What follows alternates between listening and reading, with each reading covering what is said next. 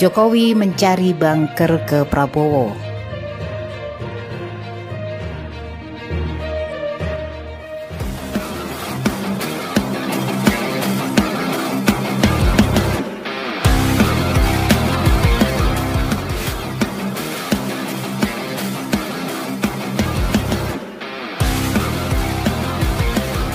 Akhir bulan ini bisa disebut paling mendebarkan, khususnya bagi Presiden Jokowi dan Presiden terpilih Prabowo Subianto. Mei ini PDIP membuat keputusan politik terhadap manuver Jokowi yang mencederai markas Banteng. Siapkan secangkir kopi sambil menikmati kudapan isu politik paling bernas, upaya Jokowi mencari perlindungan setelah lengser.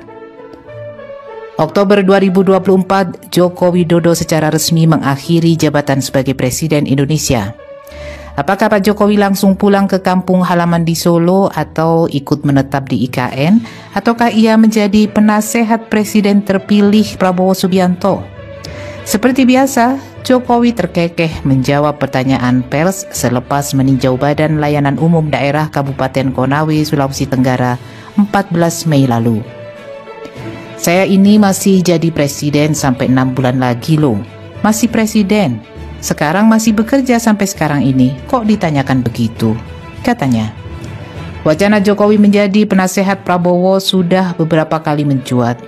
Awalnya mantan politikus PDIP Marwarar Sirait alias Ara yang menyebutkan wacana tersebut.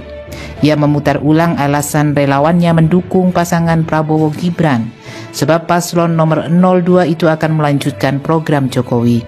Jadi klop kalau Jokowi kelak menjadi penasehat khusus bagi Presiden dan Wapres terpilih.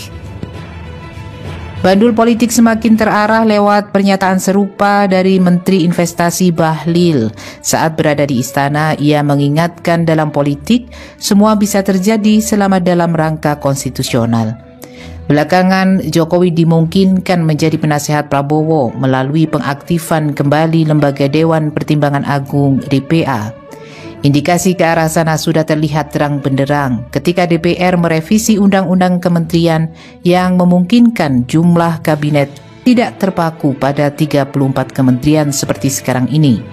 Jumlah kementerian diprediksi 40 agar bisa menampung seluruh kekuatan politik. Sobat FNN, ada kalanya isyarat dalam dunia politik begitu transparan, bahkan hitam putih. Anda masih ingat tentang usulan Prabowo membentuk Presidential Club? Banyak pihak menangkap isyarat bahwa itu tidak lebih upaya merangkul Megawati Soekarno Putri ke rezim pemerintahan Prabowo Gibran. Sebab hingga saat ini hanya tersisa Megawati menolak tawaran bergabung ke 02. Sementara parpol pendukung Gerakan Perubahan, Nasdem dan PKB telah berlari kencang merapat ke Prabowo. Adapun sikap PKS menanti hasil sidang syuro. Di kemudian hari isu Presidential Club berganti rupa, lebih formal dan dilembagakan menjadi DPA. Di masa Orde Baru, DPA sejajar dengan Presiden sebagai lembaga tinggi negara. Era reformasi, DPA dihapus karena dianggap kurang efektif. Sebagai gantinya, konstitusi memberikan kewenangan Presiden membentuk Dewan Pertimbangan yang bertugas memberikan nasihat dan pertimbangan kepada Presiden. Pada masa pemerintahan Presiden SBY dan Jokowi, dibentuklah Dewan Pertimbangan Presiden atau One Team Press. Kalau kemudian DPA dimunculkan kembali, ini membawa spekulasi bahwa One Team Press kurang efektif. Spekulasi lain, ada sosok yang ingin disetarakan dengan Presiden sebagaimana era Orde Baru. Jadi, kegentingan apa yang membuat lembaga DPA dihidupkan kembali? Pertanyaan lain, mengapa sosok Jokowi digencarkan masuk sebagai penasehat Prabowo? Belakangan, Luhut juga memilih jadi penasehat Prabowo dibandingkan jadi menteri. Duet Jokowi dan Luhut selama 10 tahun terakhir memang seakan tak terpisahkan. Luhut adalah menteri serbabisa yang paling diandalkan Jokowi. Duet penuh kontroversial. Dari hilirisasi pertambangan hingga IKN, di mana undang-undang dikebut tanpa partisipasi publik. Luhut kebagian tugas menawarkan proyek investasi di ibu kota baru kepada sejumlah investor termasuk dari Singapura. Guru Besar IPB Profesor Didin Damanhuri berkomentar hubungan Singapura dan proyek IKN. Ia menduga ada lobi Singapura agar Presiden Jokowi menaikkan PP nomor 26 tahun 2023 tentang pengelolaan hasil sedimentasi laut. Banyak pihak menyebutkan PP ini membuat Indonesia kehilangan kedaulatannya.